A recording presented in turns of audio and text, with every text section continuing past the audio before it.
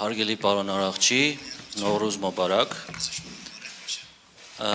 դուք նշեցիք Հայաստանի և Ադրբեջանի միջև խաղաղության համաձայնագրի տեքստի մասին հայտարարության վերաբերյալ և կոչարեցիք շուտ ստորագրել այն, ես կցանկանայի ճշտել Իրանի դիրքորոշումը և գնահատական այն հարցի շուրջ, որ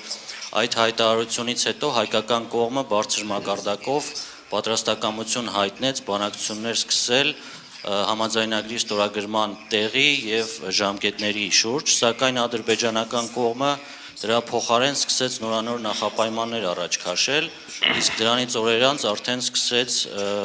ապատեղեկատվություն տարածել սահմանային լարվածության կամ հայկական կողմի խախտման մասին։ Խնդրում եմ, ինչպես կգնահատեք տվյալ իրադրությունը և որքանով եք հավանական համարում այս հայտարարությունների ֆոնին նոր էսկալացիայի ռիսկը Հարավային Կովկասում։ Շնորհակալություն։ Ես ինչպես նշեցի, Իրանի Իսլամական Հանրապետությունը Հայաստանի ու Ադրբեջանի միջև աջակցում է խաղաղության պայմանագրին և մենք հուսով ենք, որ ինչքան շուտ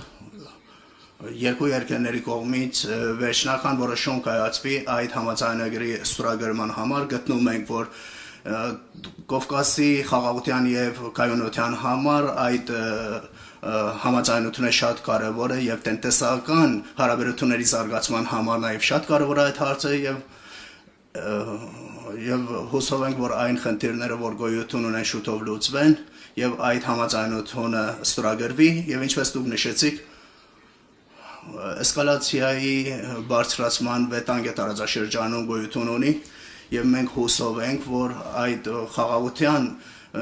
պայմանավորվածության ստորագրման զուգահեռ այդ վտանգները նվազագույնին հասնեն և տարածաշրջանում ականատես լինենք կայունությանը, որը բոլորի շահերից է բխում։